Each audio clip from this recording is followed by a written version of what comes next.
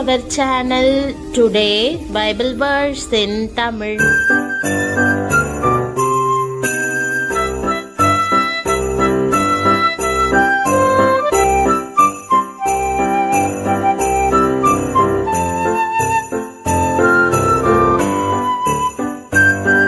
இன்றைய வசனம் ரோமர் 4:21.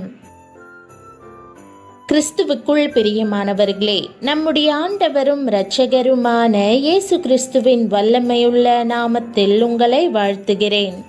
தேவன் வாக்குதத்தம் பண்ணினதை நிறைவேற்ற வல்லவராயிருக்கிறார் என்று முழு நிச்சயமாய் நம்பி தேவனை மகிமைப்படுத்தி விசுவாசத்தில் வல்லவனானான் என்ற வசனத்தை இன்று நாம் தியானிப்போம். வல்லமையை தரித்துக்கொள் என்று ஆண்டவர் சொல்லுகிறார்.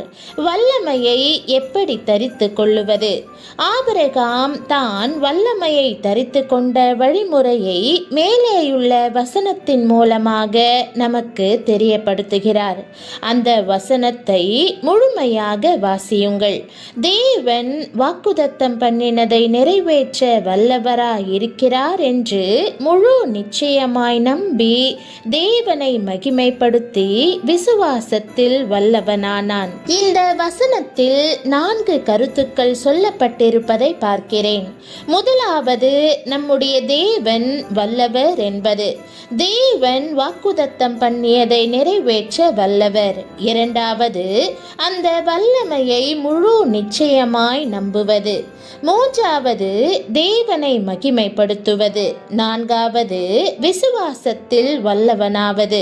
நாம் ஆராதிக்கிற நம்முடைய தேவன் வல்லமையுள்ளவர். வானாதி வானங்களை சிருஷ்டித்த அவர் வல்லமையுள்ளவர். சூரியன், சந்திரன், நட்சத்திரங்களை எல்லாம் அந்தரங்கத்திலே தொங்கவிட்டு நிலைநிறுத்துகிற அவர் வல்லமையுள்ளவர். அவருடைய வல்லமை மற்ற எல்லா வல்லமையையும் மேற்கொள்ளுகிற ஒரு வல்லமை. அது சர்வ வல்லமை. கர்த்தரை நாம் எவ்வளவுக்கெவ்வளவு வல்லமையுள்ளவர் என்று போற்றுகிறோமோ அவ்வளவுக்கவ்வளவு நம் மேலே தேவனுடைய வல்லமை இறங்கி வரும். கர்த்தருடைய கண்கள் யாருக்கு என் வல்லமையை கொடுக்கலாம், யாருக்கு என் வரங்களை கொடுக்கலாம் என்று ஆவலோடு நோக்கி பார்த்து கொண்டிருக்கிறது. தம்முடைய